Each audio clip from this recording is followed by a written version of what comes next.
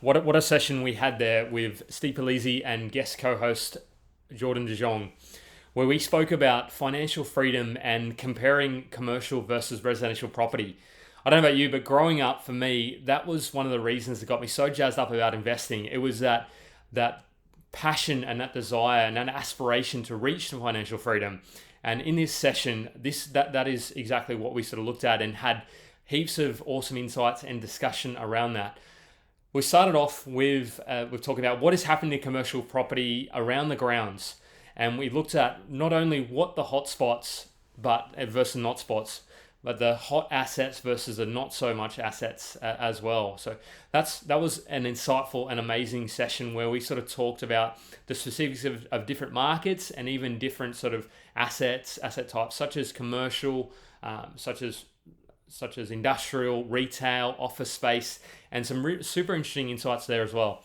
And then we got to the core sort of message, which is around financial freedom. Now, Jordan took us through a power-packed and fun session on a comparison of residential versus commercial, looking at what happens when you change the yield, what happens when you delay a purchase or two, or purchase a property or two more, and looking at what is going to get you to that financial freedom number and in a certain sort of period of time. That was a super visual and an interesting session. Part of the session, and I think if you need to tune into YouTube and check that out to sort of see what it actually looks like and what it maps out to. Then we were lucky enough, if that wasn't enough, we looked under the peak at some of the under the covers of the deals that Steve has buying. We looked at not one, not two, but 3 deals that he sort of purchased recently and did a thorough due diligence on that. So it was very comprehensive and exciting. To top it off, put a cherry on the sundae of the financial freedom. We spoke about some of the nitty-gritty of syndicates and sort of the pros, the cons, the risks, and what you really need to be considering with that. Hey everyone, my name's Jeff Miles, and together with Joe Tucker, we created Oz Property Investors. It has over 70,000 property investors. We are the largest Facebook group in Australia because we get amazing guests, amazing insights, and this week is no exception with with Steve Palise, a special guest, Jordan De Jong, talking through the path to financial freedom using residential versus commercial property to give you the optimum outcome to achieve your goals. Drop us a comment what financial freedom means to you, like and subscribe, and we'll see you in there.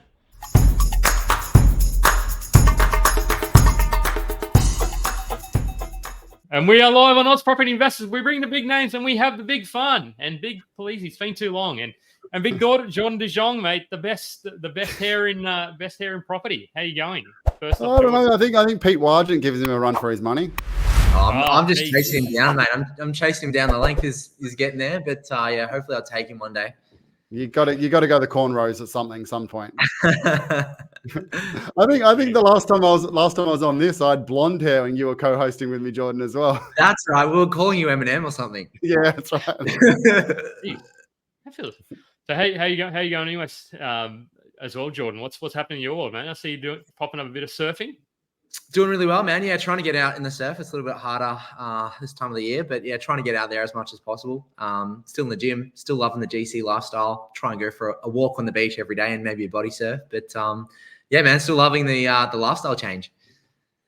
Yeah, I mean, how good is the coastal sort of change? I mean, it is really good. Like sort of living on the south coast, I got friends who sort of moved up to the central coast. So. And just some of the price they're paying for properties up the way, it's just I'm absolutely astounded. He was talking to me today, and I was like, "Wow, that's an interesting price you picked that property up for." But anyway, yeah, I'm probably biased a lot more now, but I still feel it's pretty undervalued compared to like what else you can buy across the country. Like for the lifestyle and like the amenities that you have, like. I moved to Melbourne for 8 years and I essentially moved there, number one, because my wife and her family lived there, but also like the whole cafe culture and really nice restaurant vibe and everything that was coming up in Melbourne, and we loved it. And I always thought like you can't get that else anywhere in Australia. And now it just feels like you can get exactly the same thing with where we are in the Gold Coast, which is considered regional. So I think a lot of that whole dynamic has changed a lot too. Nice. It depends where you are, Jordan, because like where I live, like I'm in Freshwater, the Northern Beaches. Like for a stock standard 3-bedroom house, like a few streets back from the beach, you're talking 6-7 mil. So when you talk undervalue, and then like you're not in Sydney when you're on the Northern Beaches, like you might go in for work and that's kind of it. Then you can go into Brisbane if you really want. Yeah, 100%. Yeah, it's true. So what are we here tonight to talk about? We were talking about before, and Steve said he knows exactly what we're talking about. So no, we're going to be talking. I'm excited. We're going to give. It's an absolute jam-packed session. So, and for all your questions, and if you're on YouTube, smash the like on, do all that sort of good stuff. Joe's decided he's let me run wild, so we can run for as long as we want to, or cut it off as short as we want to, if we all get sick of my sort of monotone voice. But no, so we've got we're talking about markets around the country, commercial-wise. We'll do a quick wrap around, because I really want to know, and I think that's interesting for the audience and adds value. Then we're going to talk to the big bopper, the big exciting sort of financial freedom, resi versus commercial, like comparing the two. And I was thinking through this because I'm really interested to see how it plays out, because for me, I think I know the answer, but I might just be surprised. Like, maybe don't tell me the answer, because we'll sort of see if my expectations meet reality. Then we're going to go to, if we have the time and capacity, we're going to look at syndicates, but also importantly, I promise real deals. Let's do the real deals as well, because who doesn't love seeing what a buyer's agent's sort of buying? Because a lot of super guarded about what they look at and where they are, and like, oh, I bought 10 properties 2 months ago in this location that has. They try and sort of guard, and just like, whereas I love that's what you're about, please. You just kind of, you're all out there, and if people want to sort of sign up for you, great. If not, so that's what we're doing tonight. So because Joe's not on, we were talking about this before the show. Let's do quote of the week, because we can. What's your two? What's yours? Joe's birthday today, isn't it? Oh, I wasn't going to say it because some people don't like that out there. But it might be. I don't know. Put it in the comments, guys. Happy birthday, Joe boy. Everyone tag him too. Yeah, everyone tag him. Hopefully he's not in his birthday suit right now reading these messages. I don't know. But yeah, so what is your quote, mate? Let's do it. I want to know. So I'm actually going to Japan tomorrow. So I'm spending 2 weeks in a camper van driving around Japan with a 9-month-old, which should be fun. So I looked up some Japanese proverbs and I've got two. The first one is, one who chases after 2 rabbits will not even catch one, which I thought was pretty cool. And the next one, which is quite fitting for us, is, when 3 people meet, wisdom is exchanged. I like it. I've just got one, and it's not the man who has too little, but the man who craves more that is poor. And it's something that I've definitely gone through on my journey when you start out. And I remember back when I was earning 65 grand a year on the corporate ladder, and I'd imagine if I had 65 grand a year of passive income coming through. And then of course, you get married, have kids, have family, your expenses grow, and this number or this passive income dream just keeps increasing and increasing. And at some point you got to draw the line and say well, what number is actually going to make me happy? And I think, Steve and I were talking off air beforehand, but it's just stop increasing your target. Just focus on one thing that's going to make you super happy and aim for that, and don't keep increasing it. Yeah. One of the things I find clients do especially is the target doubles as well. It's never 50 to 60 grand. It's always 50 to 100, 100 to 200, 200 to 500, 500 to a mil. It's exponential. You will never get that carrot. Yeah. That's really profound. Interestingly as well is just sort of looking at the sort of numbers of property sort of growing, and is property actually growing, or is there just is the currency just being devalued? I know it's a different rabbit hole, but to that point around increasing your target, where does the target sort of stop, and when does the target end up being enough? Probably 10, 15 years ago, a millionaire was a lot of money, but now $1 million might sound like a lot, but to me, kind of 10 million is kind of a decent chunk of change. Whereas $1 million, you're like, oh, well, yeah. Where are you buying $1 million property? We inflation adjust the target, which is really, really important. But I think, for the conversation that we'll have a little bit later, specifically in residential, the average growth rate's about 6.8, where the RBA's bandwidth for inflation is around 2 to 2.5 to 3% or something like that. So, like for like, property still outstrips or has historically outstripped inflation, but we do try and inflation adjust that target so we can actually aim for something in a future value. Yeah. The thing I like about property, which I always tell people, is ignoring what the price does. As long as you own a certain amount of properties, you are wealthier than the guy next to you. Assuming you're not negatively geared and you can actually hold on the properties, you can never say, oh, you're wealthier than me because you're negative equity, if the properties are paying you something, because it is one of the essential parts of life. So having 3 sets of rent come in and get that debt paid off, you can never be in a worse position by not owning property. Yeah. I like it. And it was that Toddy Science podcast that Theo guy's been investing for 60 years or something. I was like, wow, like how that guy's mindset. Anybody who hasn't listened to that podcast should. I don't feel like I'm sort of shilling it, but anyway. So who have we got here tonight? We have Jordan De Jong. I'm going to intro our guest host because he's taken time out from his busy hair growing pursuits. So we need to give him a shout out. So shout out to Jordan for coming on tonight and sort of filling in for Joe. And I think we might get him back occasionally.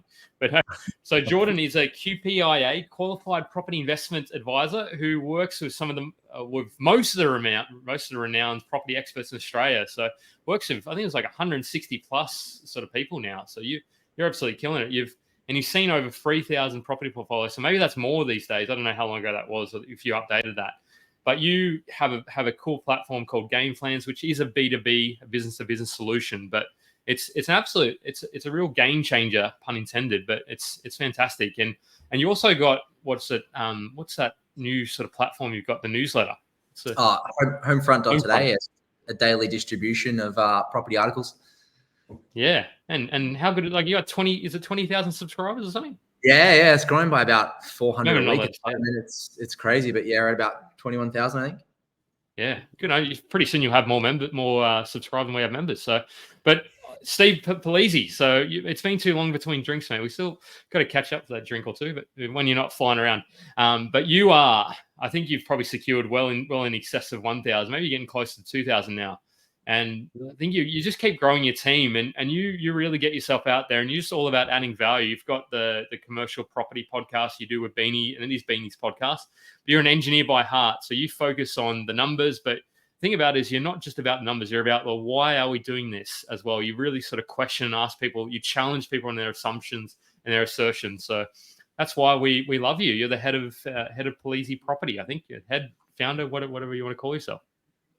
Yeah, that'll do. You know what's funny? I was chatting to my partner Lisa before I came on. She's like, "Isn't Ozprop in the morning?" Because she's used to. I've been in the UK the last 3 times I've been on, so it's been 10 a.m. I'm like, no, it's actually a night thing. I remember that. It's like 5 a.m. in the morning. You're like, I'm up, ready to go. I'm like, man, I'm ready for bed. Yeah, Jeff would be drinking a beer and I'd be having a coffee. Yeah.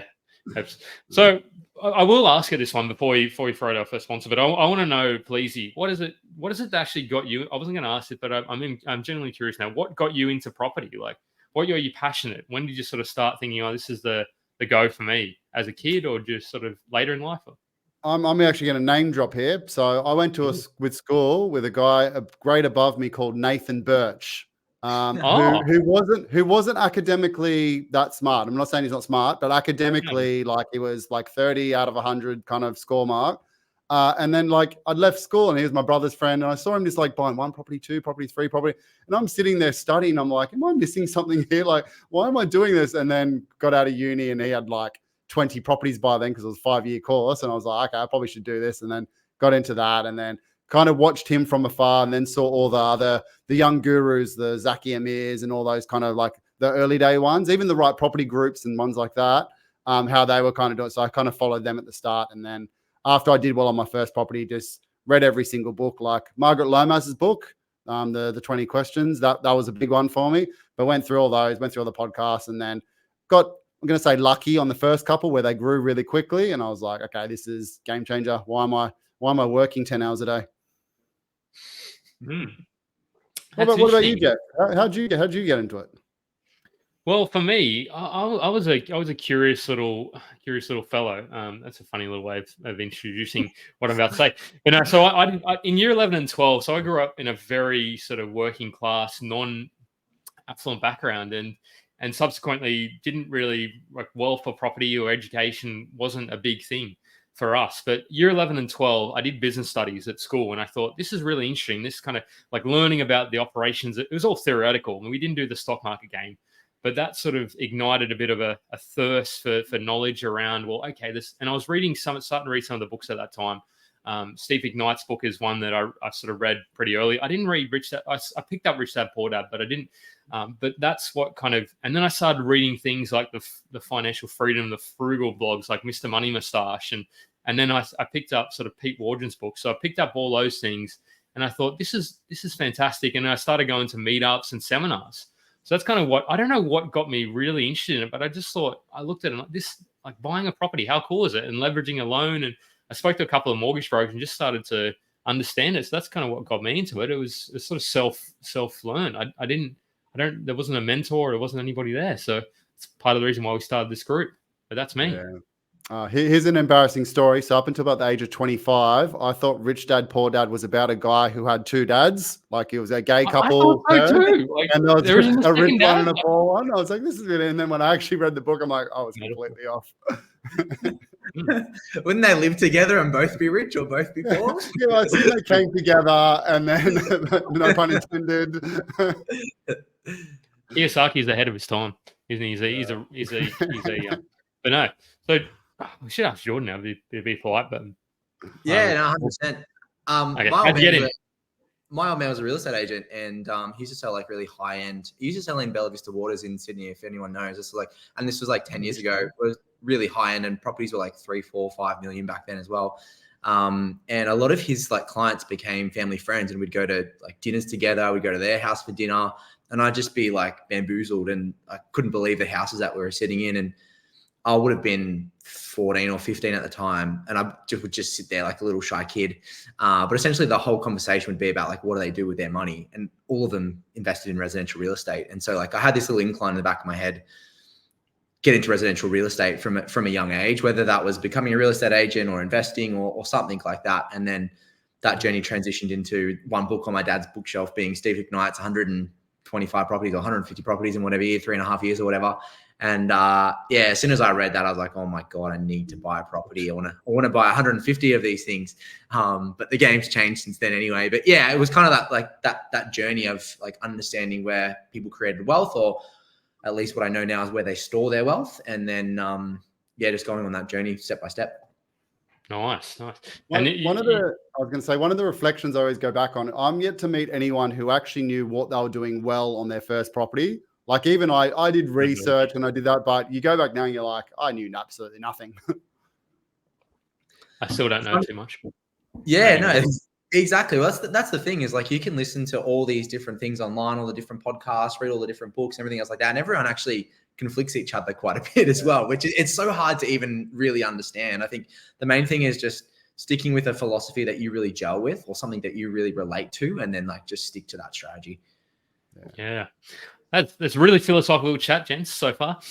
So we're going to get into our first sponsor of the night, and then we'll crack on to, I want to know what's going on around the commercial property market. So stay tuned for that, and then we'll talk about financial freedom and how to get to it, because I think that's what a lot of us are all here for. So let's get the ad going. Ladies and gentlemen, we have a special announcement from the master of commercial property investing, Steve Palise. I love commercial property. Get ready to have your minds blown as Steve is back, and he's got some pretty exciting news for us. Steve is unleashing his second sensational book upon the world, and get this, for the Oz Property Investors members out there, he's giving it away absolutely free. Yep, 100% free.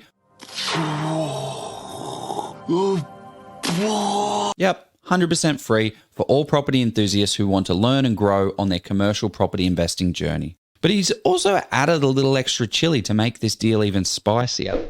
With this free book, you'll also receive a complimentary 1-hour strategy session with the man himself. Imagine a full 60 minutes with Steve's commercial and property genius dedicated to helping you master the intricate dance of commercial property investing. And who better to dance with the man who looks better than Patrick Swayze in Dirty Dancing? I don't know about that. Want to grab this offer? It's super easy. If you're live right now, click the link in the comments and secure it today. If not, grab your device, open up the browser, head over to PaliseProperty.com, look for the book page and grab your free copy of Steve's latest masterpiece. And when you're checking out, make sure to use the exclusive code OZPROP to secure the free book and also your free 1-hour strategy session. My only concern with this offer is that Steve's going to have to turn it off soon, as he can only do so many sessions. So if you want to secure your spot, do so today. Oh, nearly passed out there. Palise, I was going to say, all these strategy calls you do. Get how ridiculous that ad is. That's so great. I love it. I know. It's good old Dusty. So do you actually have a cardboard cutout doing the calls now? Because how do you fulfill all these calls that people are probably doing? If you want the real answer, now we kind of vet them. So I'm doing it once they're in a position, because previously in the past, like people would want a strategy call and you have a chat and you're like, oh, cool, have you spoken to a broker? I'm like, no, I haven't spoken to a broker. I'm like, well, we've got no idea how much you can borrow. So what are we actually talking for strategy? So let's go away, talk to a broker, get your finances in order, then have a chat with me. So we kind of just brief them before they actually get to me. So everyone that's ready is at least in a position to buy. I still have a call if you're not in a position to buy, but it's not like an hour and a half. It's a bit more of a half-hour call. This is the benchmarks we need to get to. Then we're good to hit the strategy running. Yeah. And so I think there's a bit of gold and a bit of knowledge there. And whether you're going to use a buyer's aid or not, completely up to yourselves. But it's because these are the kind of things when you go to real estate agent and have those conversations, they're going to expect or ask that you're ready to actually, if you're making an offer on that property, you should really have all your ducks in the line. So whether you go to Steve or not, but that's actually just some really good points you made there. So Palise, onto the commercial markets around Australia. So what's happening? Where are we seeing value, and where are we kind of buying? Like what are the yields like? And that's a lot of questions I've thrown at you there. So digest that however you want to. All right. So what we're buying and where we're buying everywhere and everything, it just case by case. Still buying a lot of like industrial in Brisbane and Perth. If you're looking for bang for buck, you can get a solid 6.5% yield on a low risk property. Other areas are coming good as well though. So we're buying like Adelaide. I've got a couple in Melbourne recently. Canberra, I'm going to show you a Canberra one today, which is like high sixes. And then regional towns that need to have a BNX factor. But industrial, you're generally buying 5.5 to 6.5% if you're kind of buying well. This is where the bit of a different one. So you know how I normally badmouth office space, and I really don't like office space. It's high risk, high vacancy chance. We're buying a lot of suburban office space at the moment. So like one we got recently was in Balgowlah, which is literally the suburb over from me. There are 0 available offices for rent at the moment. So there's no vacancies, but that's also because there's no offices there. Like there's got a 2-story limit. They're not building 20-story skyscrapers. So as long as you actually talk to some town planners and find out they're not building kind of too much there, you can get some pretty good yields. Like we're buying them closer to 7% yield. So there's a little tip for the watchers. If you know what you're doing with office space, you can chase some good yields there. And then the other one, of course, retail. Like I actually think that's a bit of a hidden giant at the moment. Everyone's focusing on industrial. Some good yields popping up there as well. But yeah, we're buying absolutely everywhere. Obviously, it's case by case though. Do you have some question around that, Jordan? Because I thought I was like, surely. Yeah, 100%. So the office space is super interesting because everything I've ever heard you say is like, don't buy offices. It's terrible investment. But I guess it's just kind of like the CBDs, right? Like it's just oversaturated with all these office spaces coming through. But do you feel like, not that the suburb next to you is like regional, but like these areas where you might be a little bit out of the CBDs and not have so much office space available are starting to like populate now? And is it bigger businesses that are going into it? Is it like shared offices? Like what's the tenants you like? They're a bit of both. So like the one we got in Balgowlah, it's actually above a warehouse. So they got like a small warehouse and anything that's the top level is office space. So small businesses like me, for instance, if you got like some 5 staff local, that's perfect. Around the corner, there's a Watso. And weirdly enough, that's actually an office, but it's an industrial. They've converted an industrial shed into like a cool office living area. But yeah, you're right. So the thing I hate when I say don't buy offices is because 99% of people are talking about the towers of offices. The good thing is those little ones is like they are a little bit more versatile and they're just kind of a bit more like basically for the smaller businesses. You're not going to get like a NAB come and rent that. It's going to be a local business that needs just some form of collaboration. I can tell you, my partner doesn't want to work from home with me, and surprise, surprise. So she's going to go to a shared office around the corner. So there's some opportunities there, but the yields are quite strong. Like if you start weighing up going, I'll stick with where I am. So I'm Northern Beaches. You buy a warehouse here, you're probably talking around 5% as a good buy, like a solid 5% yield. You start going, I can get 7% for a little office. All of a sudden, you've got an extra 20, 30% vacancy before you're actually on the same cash flow. So even if it was vacant every 5 years for a year or two, you're actually no worse off in your net cash flow long term. So you start weighing up those. But again, the risk with office compared to industrial is you can't build multi-story industrial easily. Like that just doesn't make sense structurally. So, but office, if that became a saturated high demand market, they'll build up. Have you seen any, like with the office space thing, have you seen any occurrences where like they've fitted it out for something different? Like it was an office space in the past and then now they're utilizing the space for something else? Or is it just like, is that a big zoning thing? Or like, is there anything that if someone owned an office space and it's now like they're coming up against those occupancy issues, is there anything else that they can do? You'd probably look at the zoning and see what mixed uses you've got, and then talk to council and see if you can kind of do anything kind of abstract.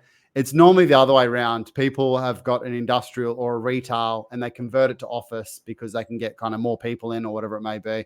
But again, it depends what you're buying, Jordan. Like it's complete. The whole reason this one worked was there's no office space. Like you go around, there was actually only like 15 comparables, like in the whole suburb. So if they're not building anymore and they're all tenanted, cool. It's fairly low risk.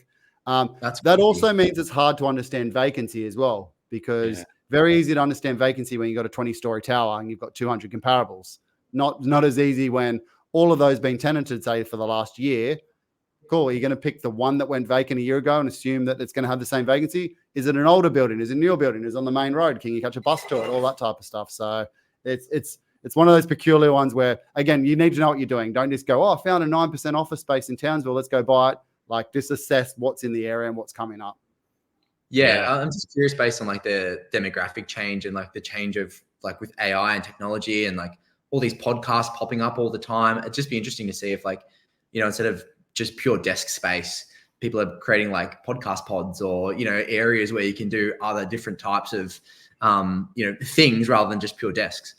So spot on. You kind of alluded to that answer question / before, where it's like, what other uses? That's something you could do if you want to get creative. It's almost like a shared office where you could have like a podcast room where it's really kitted out and you go and you press record and they've got all the cameras. Or you can kind of do all that stuff. But where we bought this in Balgowlah, like Northern Beaches are very affluent areas. Like the warehouses in the same area sell for 5 to 10 mil. The houses sell for 6-7 mil, like I mentioned before. So we bought it for, I think it was 1.1 mil. And it gets around 65 grand net rent. Like it's not bad return compared to what you get elsewhere. So the numbers actually make sense sometimes. Which business was in the office, and what's the strength of the lease? It's actually a ballet studio. So, but it's zoned as plenty office. people in the Northern Beaches who are doing ballet, taking the kids to ballet after extracurricular activity. Yeah. But previous tenant office, so that's what it is. It's second story, but like, and I suppose that's probably the answer to your question, Jordan. You can have other uses as well. But again, check zoning. Yeah. Before we move on to the thing that a lot of people are here for, apart from Palise's beard and Jordan's hair, I want to know, what is the commercial market in Perth being largely driven by the resi sort of interest, or what sort of? It seems like everybody's talking even Perth commercial. Is it like? Is that what's driving that, or what's the interest in Perth commercial? No, it's not doing anything different to everywhere else. That's the thing. It's not like Perth all of a sudden the cap rates are tightening down from 6% to 5%, still doing well. The resi market has an influence just because it creates good sentiment in the market. Obviously, if things are growing, people want to grow there as well. But what actually happens, and probably the more important thing, is an industrial or an office or a retail is going to be affected by the comparisons of rent. So if you've got an area where the yields are coming down because the prices are growing and the rents aren't chasing the same, and to say gross yields drop to 4%, which is effectively what, 2.5, 2.8 net rent max with council rates, water rates, all that type of stuff, they're then going to start looking at industrial, for instance, and being like, well, if I can get 6.5% net rent, I'm getting 2 to 3 times more rent. So why wouldn't I buy that? And then the market kind of shifts. So the resi market will affect the cycles a little bit. But that's kind of been blown out of the water the last 3 years. They've all been growing. And historically, it was like resi market grew, commercial market grew. Now everything's just growing. Yeah, that's crazy. One of my friends mentioned a concept to me today, which was quite interesting. I never really considered it. It was like blue chip commercial property. And he was saying that generally the yields are quite low for blue chip commercial property. I never really thought about commercial property in that light, but what would an example of like a blue chip commercial property be, and what sort of yields could you expect? Yeah, so that I get that all the time. People go, I want a blue chip property. It's like saying I want a blue chip residential. Like, is Mossman blue chip? Like, you're just basically saying you think it's a low risk region, but the commercial, it's like they're talking about like national tenant, like a Bunnings, McDonald's, Hungry Jack's, or just a logistics company that's national, that's back, thinking that means they're going to be safer. That actually doesn't mean they're safer. Like, yes, it means they may be likely to pay the rent, but it doesn't mean they're going to stay there long term. Like big companies can move quite easily as well. Again, case by case. If you're buying a McDonald's, they're not just going to move. They're not going, oh, business is doing great, let's just move. They don't. They open another store. So it's based on that. But if you're getting a lower yield for that security, so like medical, people go, medical's blue chip, I want that. And you start getting a 4% yield instead of a 6% yield. Similar to the office argument I made before, you're like, what was the purpose of you buying? Like, are we buying for capital growth? Are we buying for risk mitigating a vacancy? Or are we buying to build a passive income? And that's what we kind of said at the start of the podcast is you need to assess what you're actually buying for. And I've mentioned this on other podcasts, what you're trying to achieve, what time frame versus what you've got to work with. And then you kind of go from there. And then that'll guide you.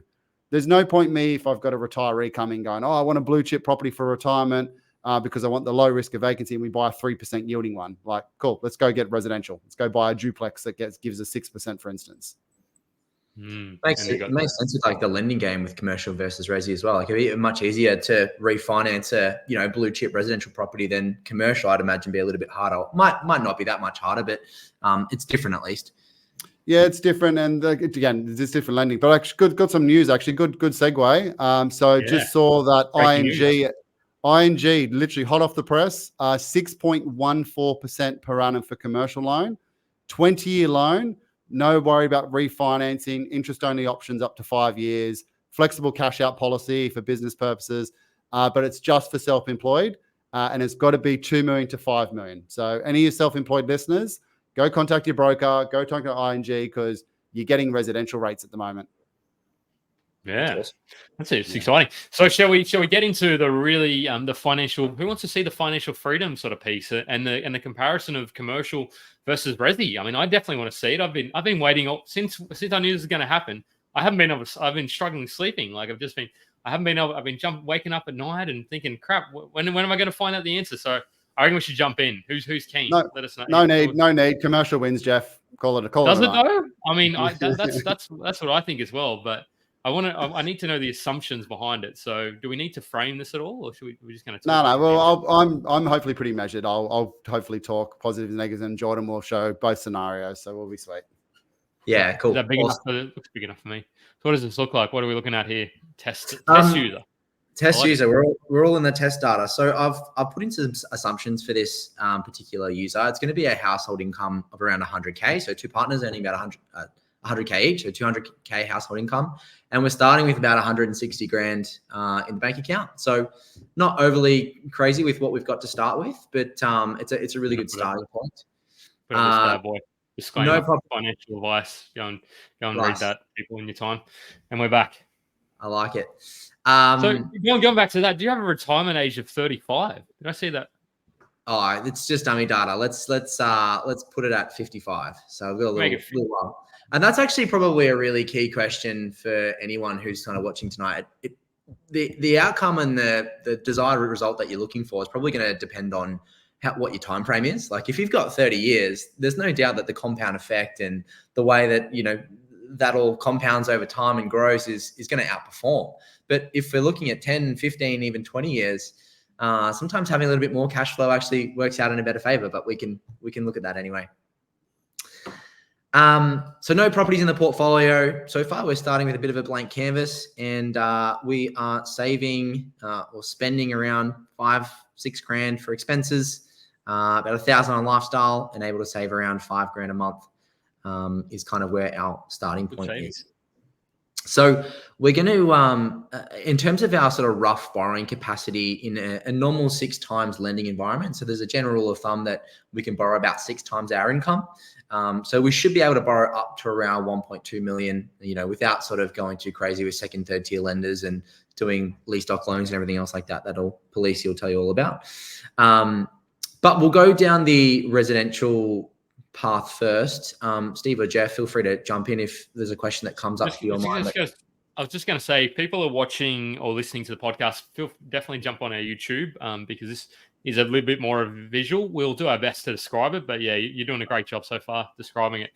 Just want to say, so are we talking about buying? You probably tell us this, but are we buying resi first or commercial? Like, what's the starting? I reckon we'll do 3 things. So we'll start with resi, and then we'll move like pure resi, then we'll move pure commercial.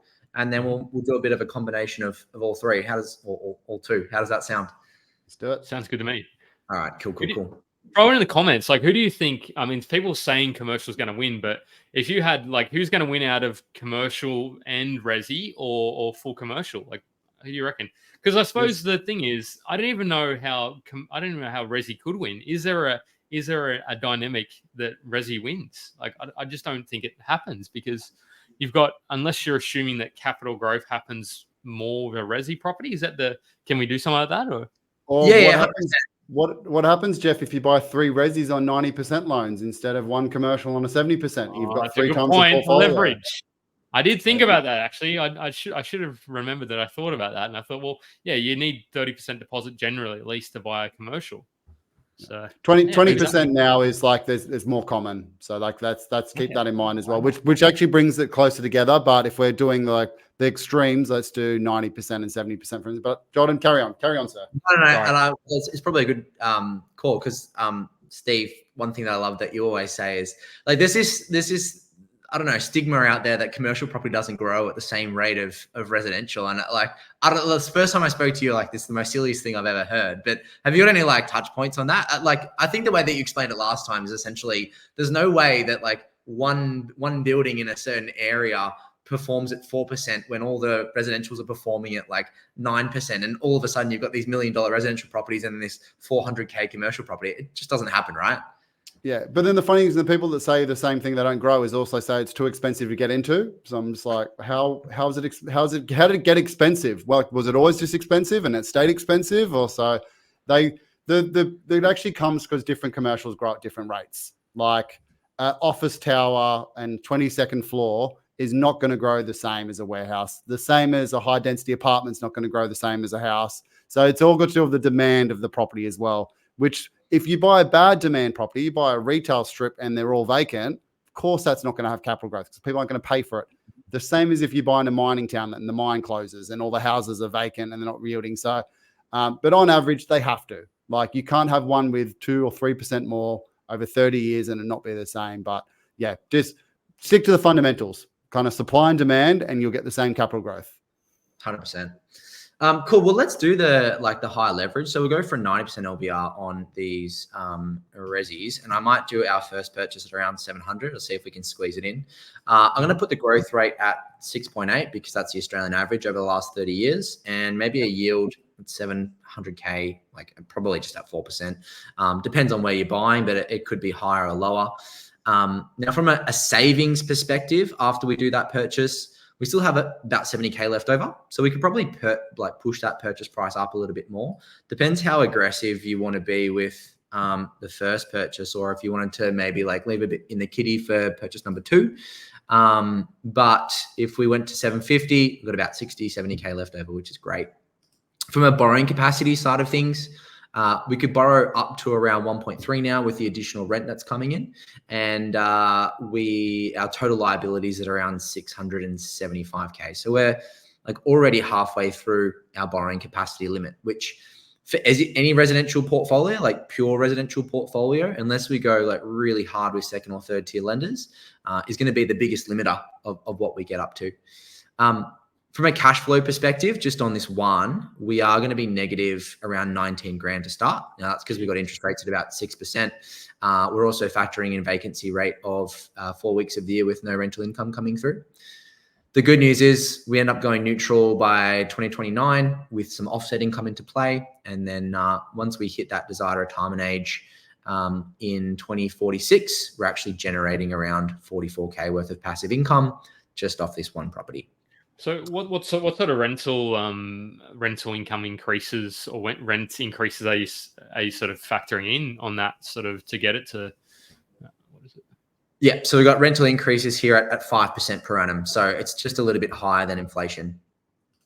Yeah, that's probably. So if we have a look at like the breakdown of the costs in that 2046, we've essentially got no mortgage because we're fully offset, but we've got 65K worth of rental income and then a running costs of around 20 grand, which is council fees, all that sort of outgoings for the properties. So you're making about 45K off that one property in, what is it, 20 years, roughly 25 years, 21 years. And then this is the point I kind of mentioned at the start of the podcast, is ignoring capital growth. If you have this long-term mindset and you get these properties paid off, it doesn't matter what's actually happened. Like, yes, you want it to grow to get into the next property, but you're still wealthier than the guy next to you. You own 3 of these. For the rest of your life, you can rent somewhere 3 times as nice as those individual properties and be neutral. So that's why I like property as well. Like, obviously the leverage part of it, but it keeps with the market no matter what. Assuming you're buying in kind of good fundamental areas, and even more so if you're buying an area where you want to live. Yeah, 100%. Sorry, Jeff. No, it's all right. I was just going to agree. Go on. So one of the other things we can probably just do a visual check on here is this person's put a target passive income of 150K. And if we do inflation adjust that at 2.5%, by 2046, that target is actually going to be close to around 260K. So that's the future value of currency coming down. And if we just do a visual cue on this, it probably looks like we're going to need at least 4 or 5 of these specific properties to be able to get closer to that goal. But we don't just buy one type of residential property. I mean, the way we would typically build out a portfolio is transition from, high growth to start with so that we can build some equity, extract that equity, suck that out and put it into property number 2 and property number 3. But we might start to increase our yields on the type of assets that we go for as we start to build out the portfolio. Yeah. Other options, of course. Obviously, you buy like ones that you can add granny flats to. So adds another kind of 20 grand passive. You chuck your 200 grand in it, you get 20 grand income from that, and then you can beef it that way. So that's a nice little exit strategy. So on that's a really good one. On that granny flat, Palise, because I suppose initially, just trying to think, if you build it for 200 and it rents for say 400, what's that? 4 times 16? That's a yield of about. Is that 5%? No, it's more than 5%. I'm just thinking, because do you factor in then the yields? I mean, obviously you look at the yield on that granny flat. So I mean, that's sort of a turbocharge essentially. Yeah, we're doing a lot of our like I bought a lot of properties in Southeast Queensland about 5 years ago with granny flat potential. So we're actually doing all those now, and like for 200 grand, we're actually getting like in the areas like Eagleby, Beenleigh, Waterford, things like that. For a new granny flat, you're actually getting 500 to 550, which just blew my mind because I'm like, why am I getting as much as a normal house, like a 3-bedroom house? And it's because it's brand new. It's brand new, clean, tidy, 2 or 3 bedroom. They've still got their own little backyard and lot. And as long as you do the fencing right, it's just kind of like a battle axe effectively. But then you do look at the yield on those, you pay that with cash. It's like 13% return. Like it's pretty damn solid. And I suppose then, because often with granny flats, I think, am I better off leveraging to buy another property or doing the granny flat? And I suppose it comes down to case by case, like what is it going to rent for, or that sort of thing. If it's only renting for $250, $300 a week, which in some parts of Victoria that's what it'll rent for, you sort of you say, well, maybe I'm better off buying a different property in another state, maybe. Yeah. So I deliberately said as an exit strategy. So it's not as a growth strategy, because when you go build a granny flat, say you spend 200 grand on a granny flat, the bank doesn't come back and go, yeah, your property's worth 200 grand more. Keep leveraging. They might only value at 150 grand. So sometimes you actually lose out on doing it. So it's good either if you're running out of serviceability. So say the banks are like, I don't have any serviceability, but you can actually get the build done. Cool. Do it then, because you might not be doing anything for 2 or 3 years time. Or once you've got, like Jordan said before, you need 3 or 4 properties. Cool. Buy the 3 properties instead of 4, and then build 3 granny flats. And then you kind of covered that way. But again, it's just one strategy. And like we said at the start, you can read 1,000 books and look at 1,000 different strategies. There's all that. You've probably had other people on like the rooming house one, and then there's a duplex strategy, and then there's the adding extra bedrooms and blah, blah. There's 1,000 ways to skin a cat. Jordan, I want to ask this one at the moment. And sorry, covered now by a Facebook user. They asked though, do you recommend the first 2 or 3? And I don't know if we recommend stuff here, but should be for high growth, or should you buy 3 to 6 units for high cash flow at the start of your portfolio? It's a question a lot of people ask. It's a great question. I get it all the time. Essentially, it comes down to number one, like what's your actual goal from property? Like what do you want to achieve, and what's the time frame that you want to achieve it in? So if your goal is you want to hand $3 million down to each of your 2 kids when you're 68 and you can retire, then potentially going for the high growth is the ideal outcome, because you'll have that compound growth coming through. You can potentially look at selling or extracting equity when you're older and handing that money over to the next kids. If your goal is to, travel the world at 45 and retire as early as possible and, live off a passive income stream, then the units is probably going to be the better option to go for. So it really just comes down to like your personal goals and what you actually want out of your property portfolio. There's no sort of wrong or right answer. It just comes down to what you actually want. Yeah, I'd probably jump in there. Like I'd say if you're planning to buy another property and you're not using your own personal savings to get there completely, you need to be focused on growth. You're not going to outbeat growth. You're not going to, unless you buy $1 million property and it has 6% growth, unless you're saving way more than 60 grand per year, growth should be the focus. Like that, the whole thing of property is leverage. Use the growth, and that's why I get a bit angry when people go, "Oh, I'm buying the positively geared property," and they're talking like $5,000 E positive versus one that's like $5,000 negative. And I'm like, it's the same thing. Like you're just talking 10 grand difference. You should be focusing on the growth. If that $5,000 negative one grows an extra 2%, I'm getting that one long term. Yeah. What are your thoughts? Is this a controversial statement by me saying that residential property is if it's not growing or if it doesn't see growth, to me it doesn't make sense. Whereas commercial property is mostly about the cash flow. Yes, you can see growth. We've debunked that a number of times, but to me, residential property doesn't make as much sense if I'm not seeing some capital growth attached to it. But then some people who buy 10, 12% yields are going to say, well, I mean, they have their arguments. So for me, I want to see some growth. Maybe it's a controversial statement. It is, but you're not buying into the fundamentals if you're not getting capital growth. And I'm not saying we're going to keep seeing what we're seeing, but like Jordan said, like what was the number? 6.8% you were saying for the last 30 years. So, Joe, go away. Mate, it's your birthday. Oh, it's not his Don't- birthday. No, we're not talking. We don't talk about. He's had a dinner. I think. Bloody hell. Take his phone off him. Something. Anyway, so let's get on. Yeah. So what are we looking at next? So we're buying a second resi in this portfolio. Sorry, I got this. Yeah. So I've gone ahead and just put 2 purchases in. Otherwise, we'll be here all night. But essentially, I've done a second one in 2026 at 550K. We've gone the same 6.8% growth, but a bit more higher of a yield of 5%. And then we've done a third one in 2028 at 650. So this is factoring in a bit more growth within properties. It's probably going to be around the same type of property that we would buy for 550. But we're going again for that higher 5.5% rental yield coming through. So in terms of doing these, Johnny, you're doing these at 90% as well, or you're 80%? Yeah, all 3 of them are at 90. So we're really looking to leverage in the residential space. So in terms of like savings buffer, we're fine. We're above our savings buffer with the amount of savings that's coming through and the cash flow that's coming through.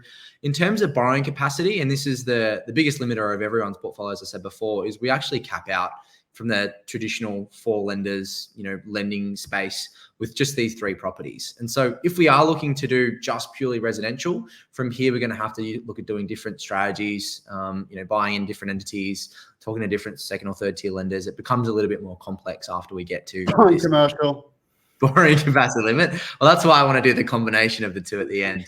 But the downside of the residential space, and this is why I think, Jeff, your comment around like if you're not getting growth is very valid, because the portfolio is actually negative 44 grand per annum with those 3 properties.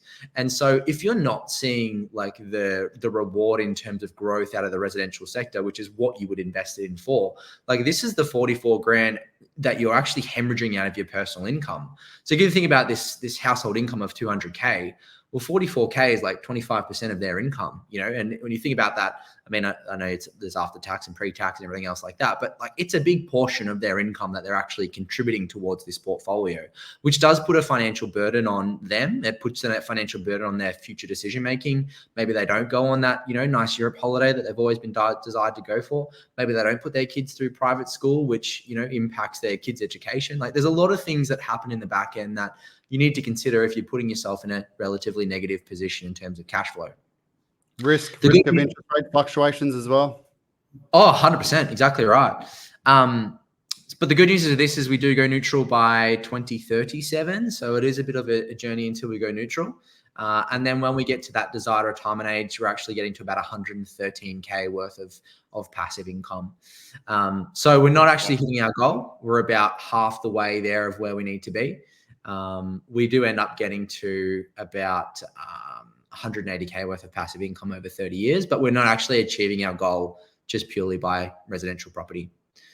So just on that, going back to your sort of diagram, does it say IO? So is this lending in interest only, is it?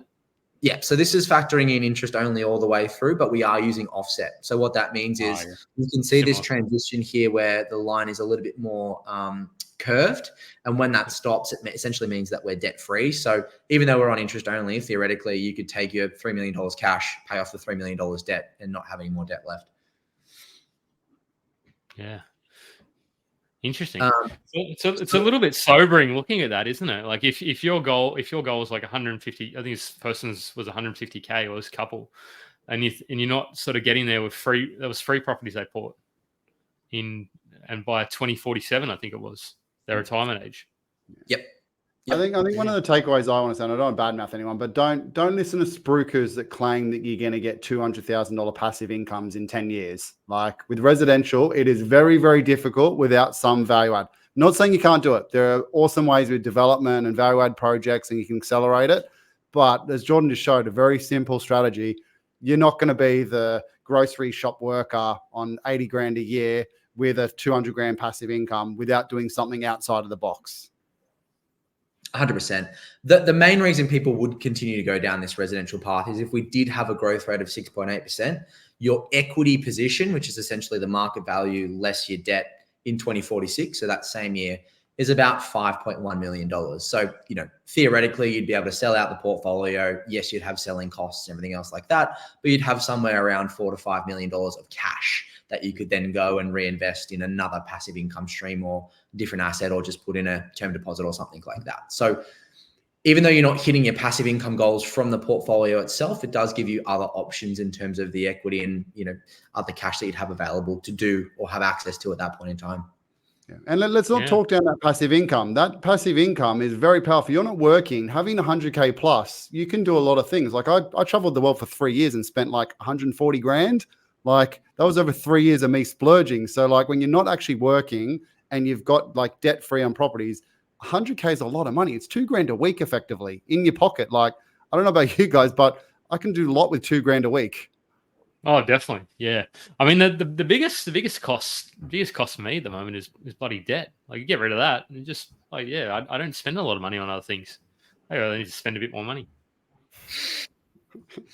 All right, Palise, you're up. So we're going to move to the commercial space. I'm going to bring the purchase price down to what LVR should we do? Should we do a 30% or a 20% deposit? You said 30, yeah. I want to do 20, but let's go 30 just to really dramatize it. Okay. And what sort of growth rates? Are we going to keep it at 6.8 or should we bring it down? I think we should keep it the same, but up to you boys. If you want to argue otherwise. Can we chop 2% off the growth? Is that unfair? No, it's completely wrong. Completely wrong, Jeff. I'll bring it to 5.8. All right. We've had 30% growth in the last 3 years. I'll meet you both halfway. That's good. And net yield for 650K purchase? Let's go 6.5. We'll go 6.2. We'll keep it conservative. And I'm going to show you 3 or 4 properties at the end of this where we're more than that. So cool. And similar numbers on. I'll try and keep the purchase prices the same, pending where our deposits are. Maybe we won't have enough to do it. So, but I'll keep this around 6.2. And you know what? Let's not worry about our savings. Let's just try and do the same equivalent type purchases, and we'll just compare apples for apples with growth rates being a little bit lower and these yields being a little bit higher as well. And the main point here is where we did 90% loans on the other one. So where you could buy 3 properties, now we're only buying 1, which can argue that's actually lower risk. Having less debt is lower risk. But again, you're not using the power of property, which is leverage. 100%. So you can see, like I've done the 3. Do you want to just do 1, Steve? We'll just do 1. Go 1, so people can kind of force it a little bit. Yeah. Okay. He's going to buy 1 property. It's I like this exercise because it actually compares when you like try really, really hard in residential versus when you go on. One of my clients who's a doctor, she's bought 12 properties in the last 13 years. One of her first was commercial. The cash flow of a commercial is more than her other 12 properties combined at the moment. Wow.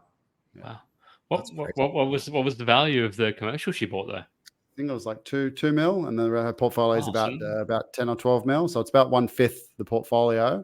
It just shows the power of getting something paid off compared to because when you're buying properties now, like if you're buying like a beach house that's on a 3% gross yield, like it's not comparable. Of course, it's going to be negatively geared. Yep. Yeah. And what's Oh, sorry. I was going to ask, what sort of properties, what sort of assets are lenders comfortable with this 80%? Is it purely your really bread and butter commercials, as in your your warehouses and are they comfortable office spaces at 80%, or what sort of Yeah, assets are they? they're basically doing what I should be doing when I'm like doing due diligence and actually checking the risk profile. So yeah, industrial and retail they're good with. Office based on what you're buying, and then there's sometimes state based. So different lenders have preferences for state based on how their books are looking. But then the other ones they don't like a special. So I get a lot of people go, "Oh, I'm going to buy a petrol station. It's got 9% yield." Yeah, but you're not putting 20% into that. You're putting probably 40 to 50% because banks put it as high risk. Yep. Yeah. So how are we looking from this with one property? So if we do take savings into considerations, one of the key things is we actually had to wait till next year to have that full 30% deposit to buy the commercial asset at around 650K, which is a really good point because, if you need more savings, you got to accumulate that over time to be able to do it, which means that you miss out on a full year's worth of capital growth as well, which isn't, too detrimental, but it does help you when you're, building your portfolio as you start out earlier. And I think you're being kind there as well. Like if you're got to save 10% versus 30%, like most people that takes years. It's not 1 year, it's 5 years, 7 years, and you've missed out. And that's where residential makes sense. Very true. So just with the one, in terms of a passive income stream, we're at about 70K now in the same sort of time horizon. That's just with one. And in terms of our equity position, we're at about 1.6 million. So, if I reckon we should probably do 2, Steve, or 3 maybe. But we'll really push them out so that we do take time to do it. So maybe if we do 2029 now, it's going to take us a little bit longer to potentially save. I'm going to do 650. Did you guys set this up? You just set this up so that Resi won. Is that the way? Let's see. Well, no, we had 40 grand with the Resi one. Firstly, yeah. So we did 3 purchases with the Resi one. That's where we ended up. Now I'm just doing 2 on this.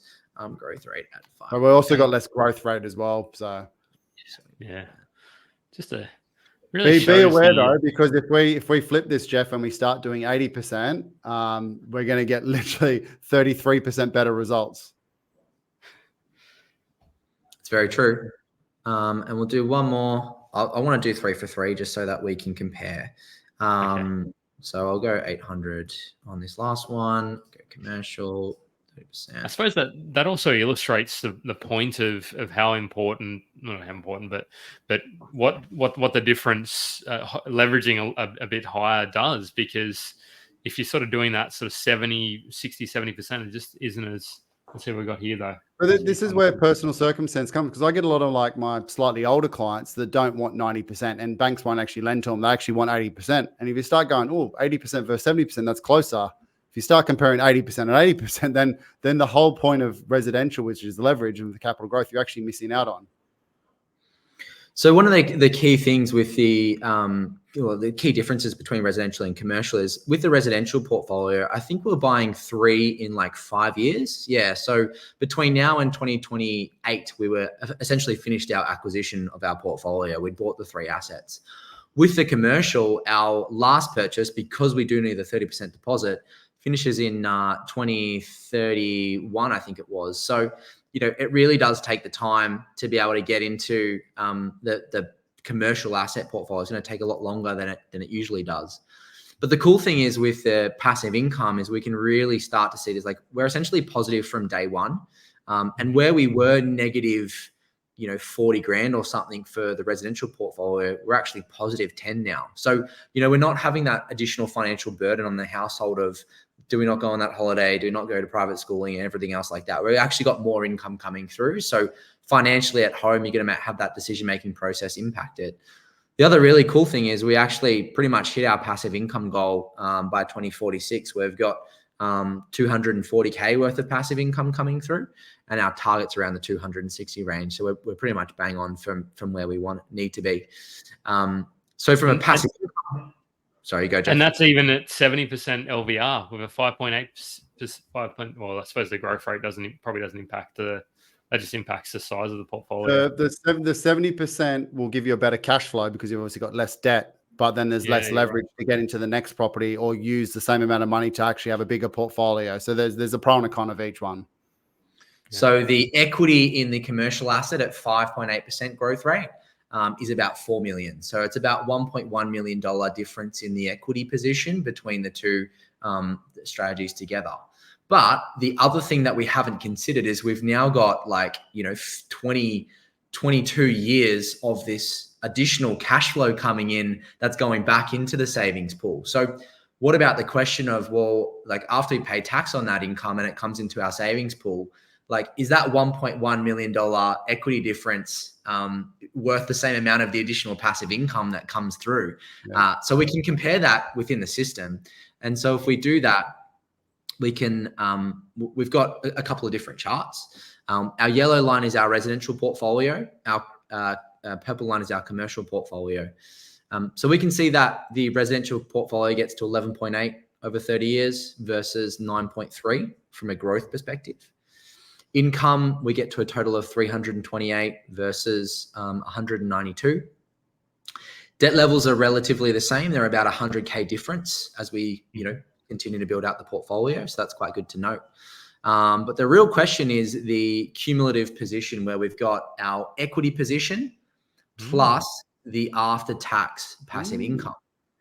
And the interesting thing here is commercial is actually not much better, but essentially the same until 2046, which is when that goal retirement age. So if you went the commercial route, the combination of the equity plus passive income is 5.2 million. And the residential is 5.3 million. So it's only 100K difference. But the benefit of going commercial is you've actually got all that income coming through as you're building out the portfolio, and you don't have the financial strain of the negative 40 grand going out from your personal income.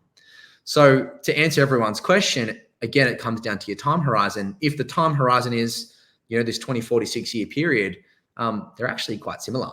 If the time horizon is 30 years, we can see that, yes, residential does outstrip. So we get to a combination of 11 million in residential. Because we had high equity growth, which Palise is going to argue against it, but I suppose it makes sense.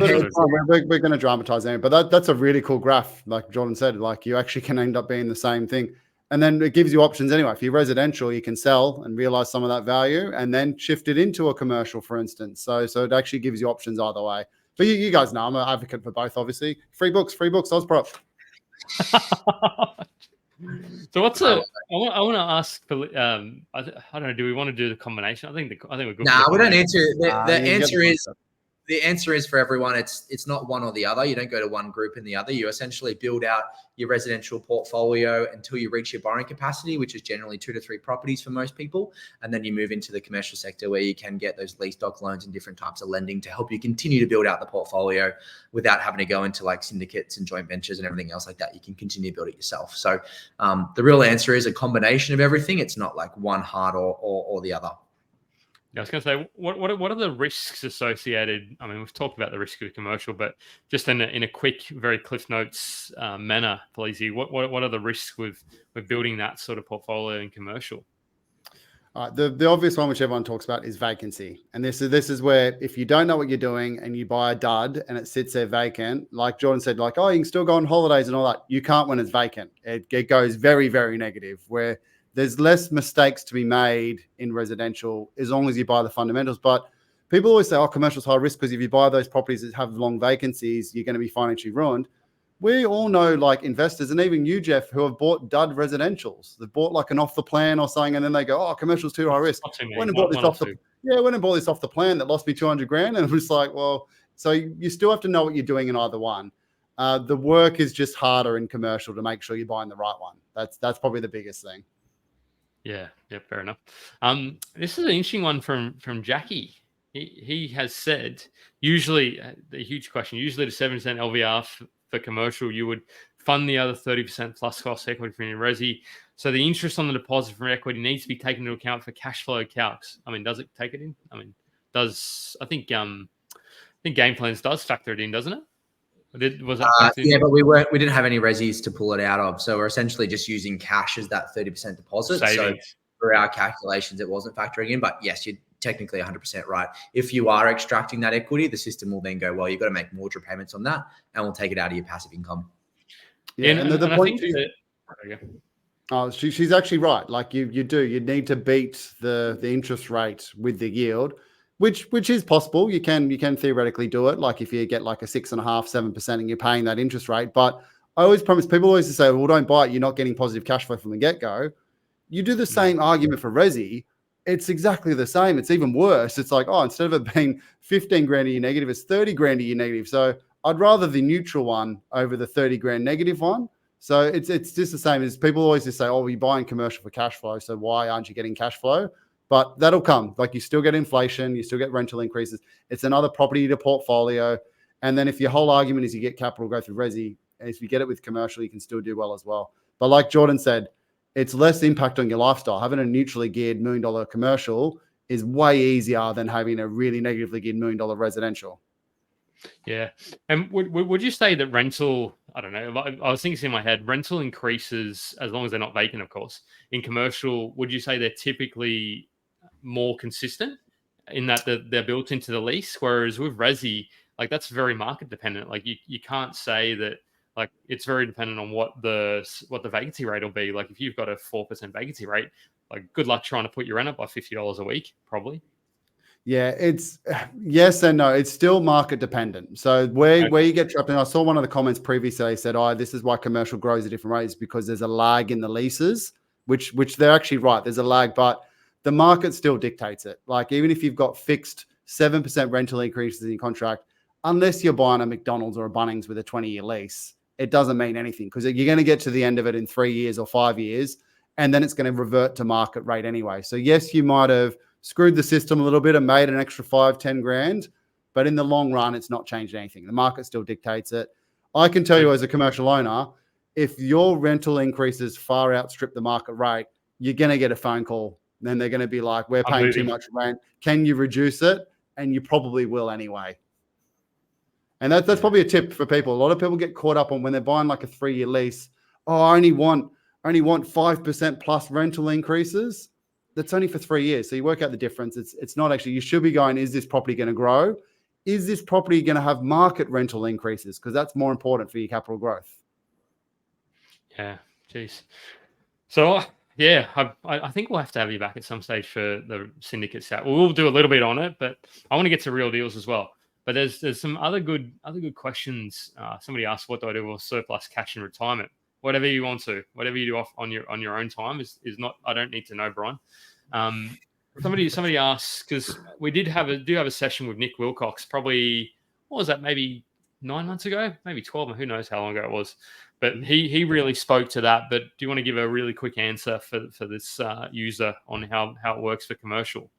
Yep. All right. So full doc, exactly the same. They've still got the shading criteria. They still add extra interest rates on, things like that. You can get 15, 20, 25, 30-year loans. Personal circumstances come into play because it's full doc. They're looking at your whole portfolio, doing all that. Where this question is probably going to lead is you can go into lease doc with commercial, and that's based on the strength of the lease.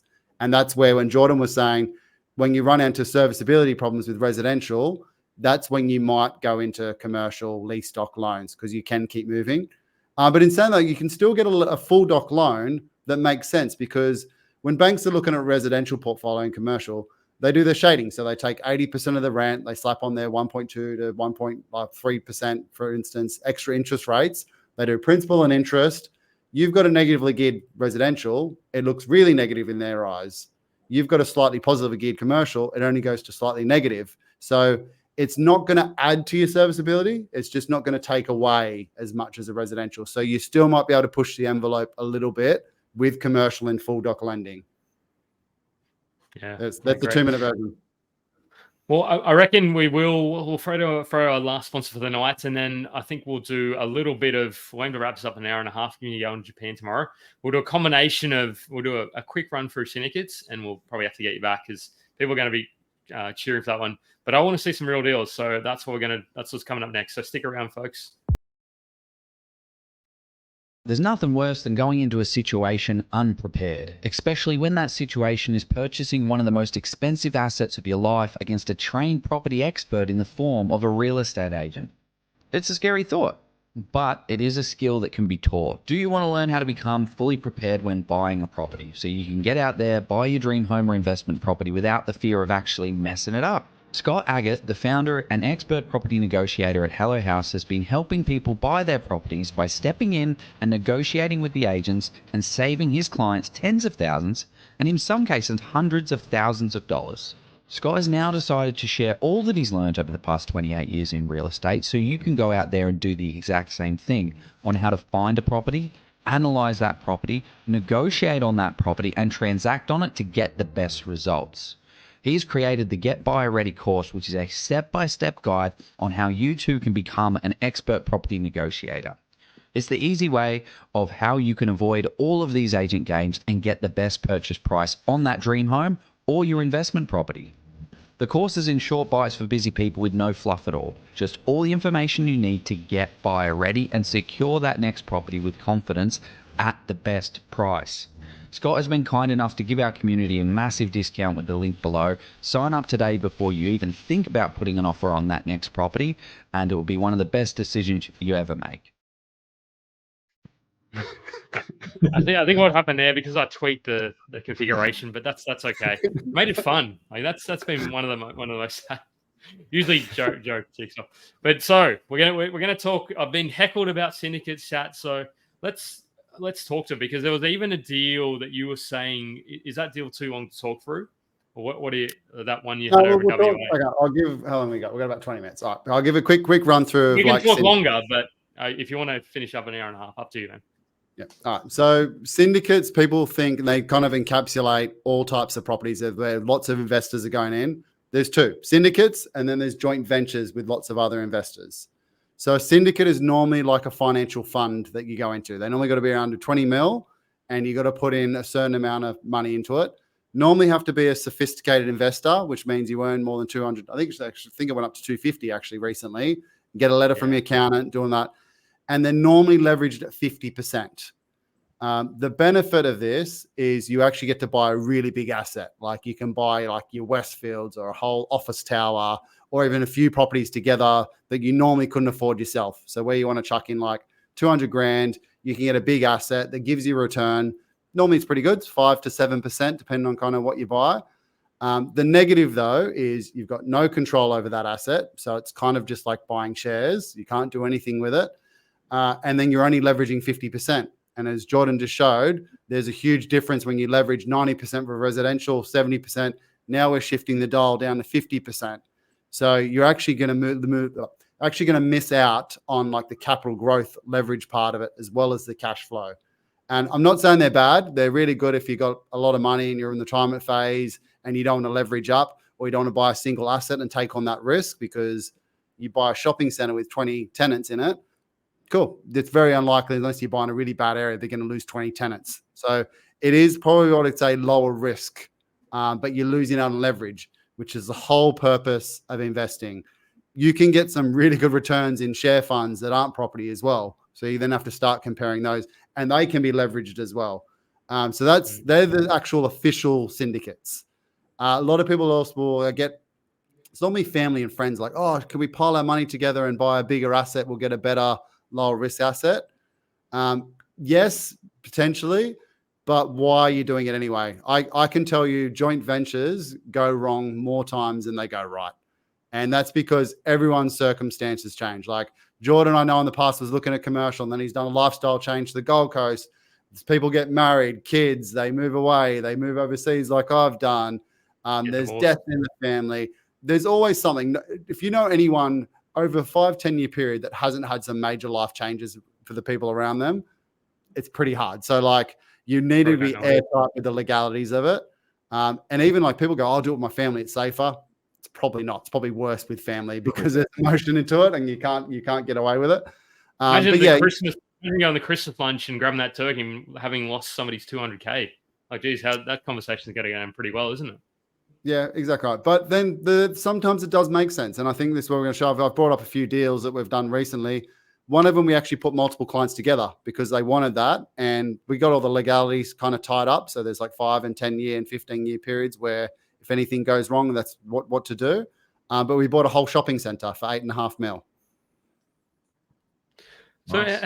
I want to know about I want to know about capital growth. Like I'm going to focusing on that point, because like if I'm buying into the syndicate, does then who decides what happens with the capital growth, and was that like, is there an overarching committee that decides that? Like, how do you decide what happens with that growth, and if you sell, or so I suppose you sell your component of the syndicate. Is that the way it works? I imagine For the syndicates, yes, they've got like the exit clauses. Sometimes they actually have a sell period, so they actually are just doing it for 5 or 10 years, and no matter what, they sell it, and then they distribute the funds to the investors.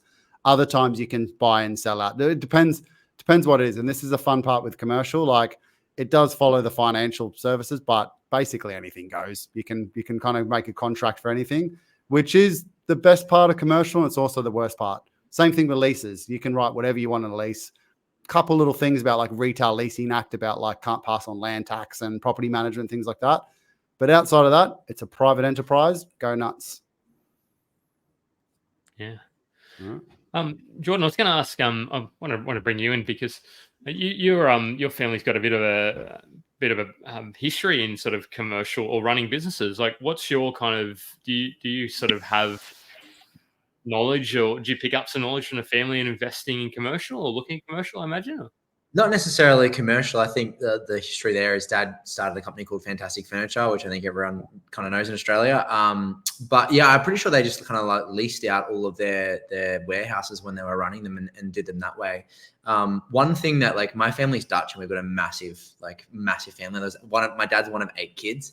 And one thing that, like, we always, like, the younger generation talk about is we wish we like pulled out all of our money together and created like this massive portfolio of properties, but we're all so tight that we had to like buy our own individual things. But yeah, it's definitely like an avenue that we would have loved to explore if we had the opportunity to do so. But I think everyone's just kind of bought in their own name and done their own things. But yeah, no like massive exposure to buying in syndicates or buying big groups together.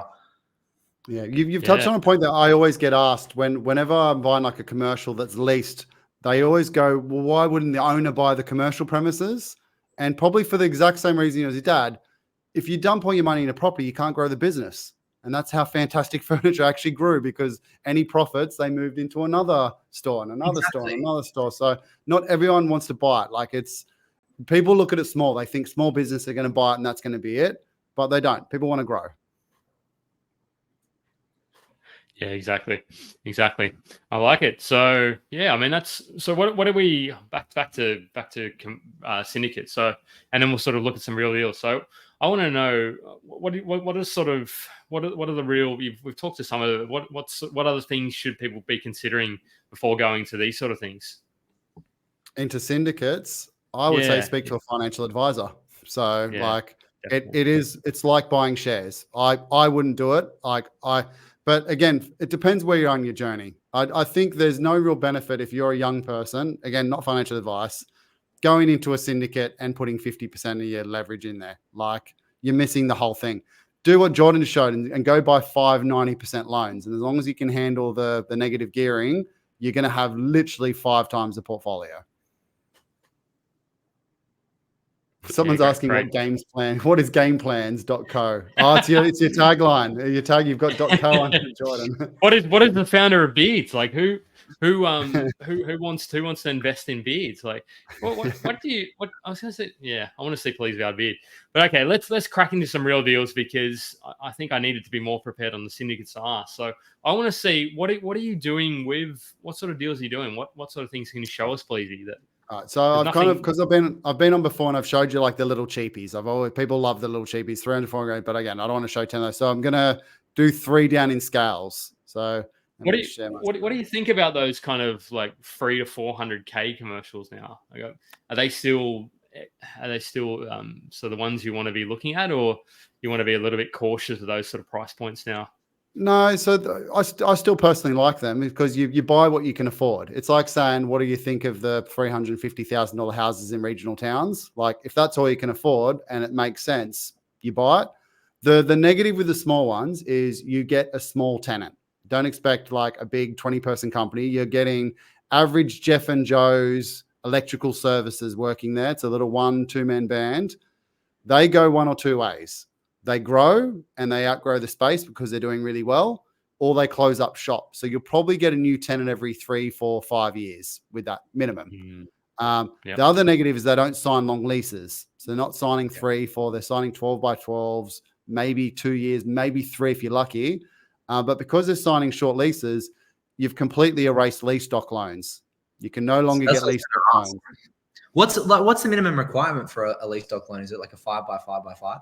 No, you can actually get 18-month ones, but it's going to be the faff of getting the loan, paying for the valuation, doing it again. So you want to get as long as possible. General rule for me is kind of like 2.5 years plus is where I'd kind of more just from a headache point of view. Like I don't want, because you pay for valuation. So you're paying a couple grand there. You don't want to be doing that every couple of years on a 400 grand property. Kind of defeats the purpose. But then if you can't afford the serviceability on a 400 grand property, probably shouldn't be buying as well. Yeah, that's true. Yeah. So let's throw some deals. There's been some really good questions come through as well. Like and there's been some interesting language in the thing about my at everyone. And I don't apologize to that people because, well, I want to get this knowledge out to as many people as we can. So if somebody wants to sort of swear at me, I'm okay with that. What do you think about pubs? That's good actually question. There's some cracking yields on pubs. I do like them. Can you drink the profits so Palise? I probably shouldn't. No, they're high risk because they're considered special asset by banks as well. So you can't get a high LVR. They're also, all the money is based on the success of that business because they're fairly like one-dimensional. They look like a pub. Normally they're heritage listed. You can't do much else with them. So you're pivoting your whole net wealth on that pub surviving. So you want to make sure there's a good pub manager and it's a good area. There's exceptions to the rule. Like a pub can be like a country pub, which if it closes down, you're stuffed. But it could also be like, I don't know, Sunshine Coast beachfront one, which is sort of a retail, like just like the standard, like grills, fish and chip grill type ones. So that could be any type of retail. So it comes down on the type one, but banks don't like them. If it's purely looks like a pub and that's all it is, and it closes, you've shot yourself in the foot. You're going to lose quite a lot of money. But good question. I get that half the time. What if somebody like Craig Laundy, like he sort of gets like is that because he's in the business of sort of rejuvenating pubs? Is that rather than a commercial investor in pubs? Like is that the difference between he's in the business of running pubs? Is that? Yeah, it's a business. It's like saying I'm in the business of fantastic furniture because I own industrial properties. So they're creating, but again, they're not buying little pubs. They're buying big things that they can actually add value to. You can do that with any. You can buy a big commercial premise and turn it into a medical center and increase the value that way as well. So it's the same thing, but yeah, pubs are a tough gig. Like if you know anyone who runs pubs, they're rarely rolling in it. Like it's a tough business to get through. Hard one. Yeah. Nice. So let's talk some deals. What are we? Where are we looking at? All right. This one's around the corner from me. So this is the biggest one. Is that the Valgal one? No. So this is French's Forest, which is not that far away. So I'm trying to share my screen. Can everyone see my screen all right? There we go.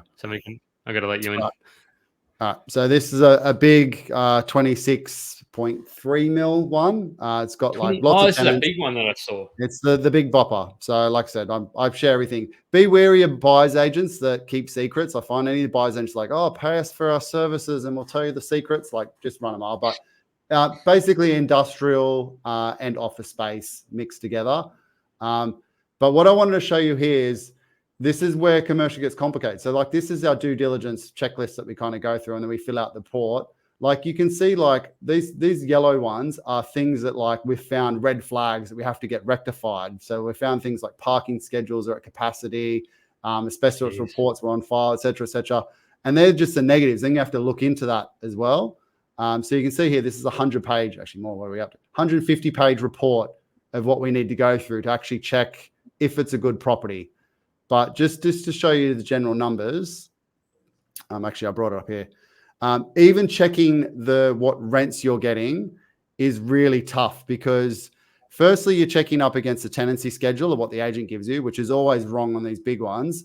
Then you're trying to work out, okay, have they actioned rental increases? Have they actually been paying? What percentage of the outgoings are they paying and where? And so basically red is we're finding not matching. So there's quite a lot. And then we kind of do different scenarios of like, okay, if we get it at this price, it's this yield.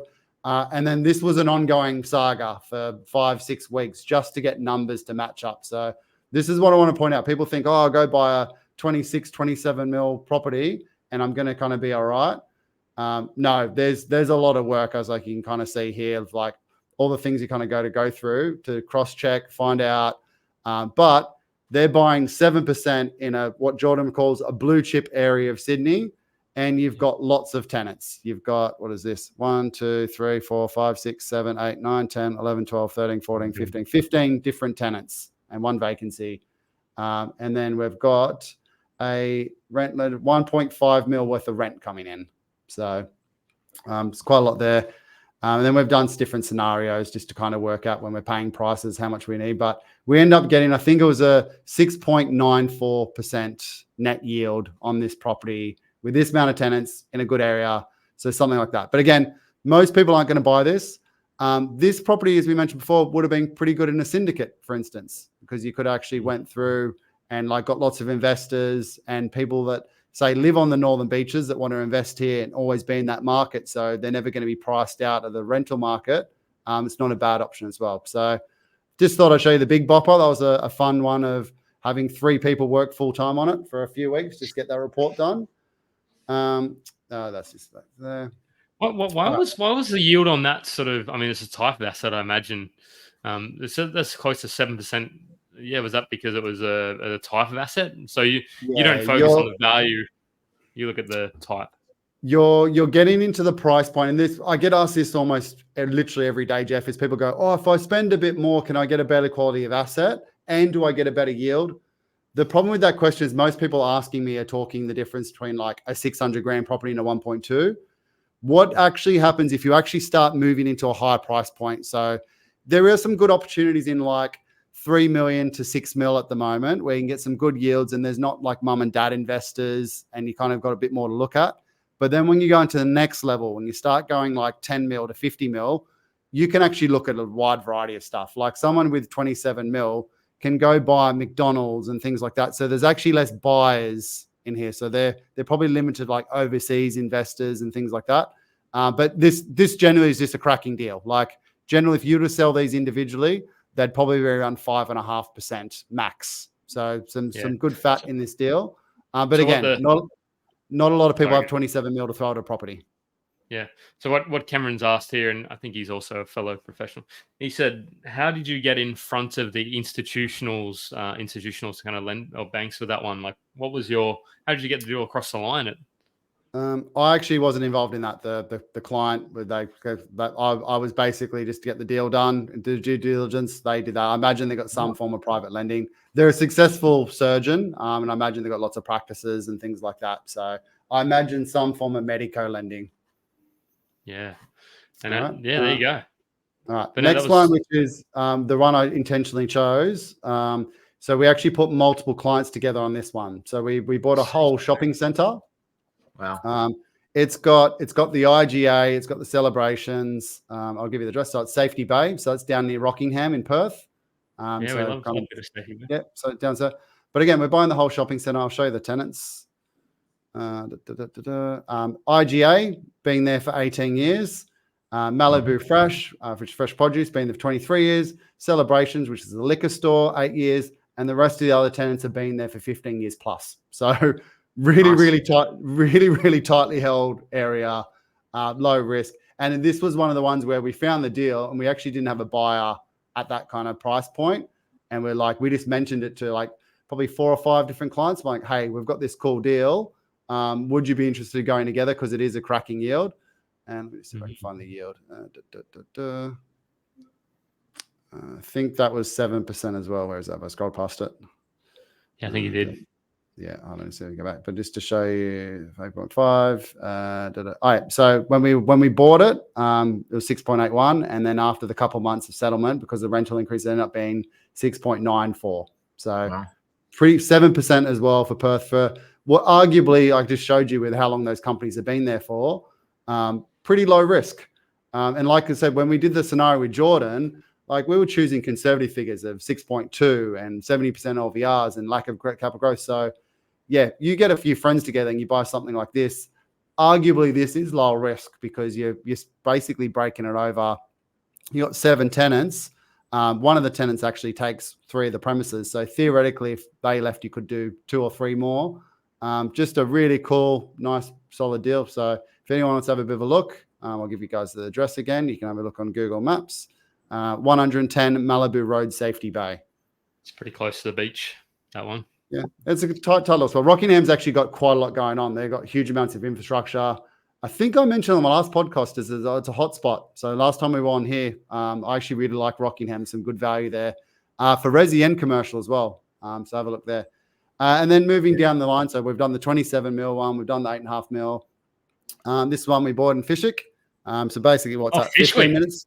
Red light Yep. district of Canberra. 15 minutes from Canberra. This is the tick the box one. There's pro and cons of this. So I really like these styles of properties. I'll zoom in a bit because they're double. You can actually be a retail and you can also be industrial based on what, and then you can also be combination. So retail, showroom. So it gives you options down the track. This one, they've actually been through quite a few tenants in the last, I think it's last 15 to 20 years. I think I've had 5 different tenants. And I chose this intentionally because I was going to say, even if they're cycling through tenants, it can still be a good investment because the vacancy periods were short, but it's also going to show you that like the versatility of these kind of showroom ones. So just to show you the numbers, again, I can scroll through the due diligence report, but we've done that on another podcast episode with you guys. So they got a brand new 7-year lease starting last year. So cool. And then a 5-year option, 205 grand rent coming in. And the price was 3.2, and I quickly worked out before this call, 6.4% net yield. So that for me is a pretty good yield for Canberra. And you've got a really long lease with fixed rental increases as well. So you can basically calculate exactly where you're going to be in 7 years' time and or how much the debt you actually want paid off as well. But the reason I chose this one in particular as well, because I wanted to show you the versatility, which would also sometimes scare people off. Because I'll go, oh, look at the tenants changed every 5-7 years. I think there was some photos. But again, I want to show people this is the kind of stuff you have to do for due diligence for a commercial. It's not like resi. You're not going through old plans and things like that for residential. You're looking at it. You send a building pest inspector. The research on the area is important, but this you actually have to do way more research on the actual property itself. Obviously, do flood zone checks, all that. But where that? No, that's not it. That's competition. Looking analysis. at the changeover of tenants, are you? Or what? Yeah, I was just going to show you there was some photos of previous tenants. So business there we overview, go. maybe? Yep. Okay. Yep. So when we looked at something, and actually see it used to be like a little brewery type thing, like a bottle shop brewery with a cafe. Then it was a Thirsty Camel, which is a liquor store. Then it was changed to BWS. Then it was a mechanic. But again, this is over a long time period. So this is over 20 years. But the vacancy between them was maximum 6 months. And again, I'm not saying that that's 6 months, but you can plan for these vacancies. So the current one we've got a bank guarantee and a rental guarantee, and we've got 7 years worth of lease. So we've also got 7 years of cash flow to budget for these. But that's what I actually like about this property. It can be a mechanic, it can be a liquor store, it can be a flooring store like we had, like we currently got now. And it's a good fundamentally growth area as well. And we looked at their financials. They're doing really well. So there's nothing to actually show that they're going to go bankrupt in the coming 2 or 3 years. So again, if people want to have a look, 12 Wollongong Street, Fishick is another one. So just want to show you the kind of the difference you can get as you kind of move down in price range, but you can still buy good quality assets kind of in that kind of 2-3 mil. What the biggest thing that probably changes, I'll come back for you guys. The biggest thing that probably changes, and this is when people ask, like, should I buy a small one, 2 smaller ones, 1 bigger one? As you start shifting up in price, you start looking at more versatility. So when you go like sub 2 mil, you're pretty locked into like a body corporate kind of warehouse or retail shop, or a freestanding one on the outskirts of a capital city or a regional town. But as you start shifting up from 2 million, you look at more freestanding, which creates more value add opportunities because you own the building. So you can subdivide the tenancies, you can put solar panel on, advertising. You've got a bit more control of it.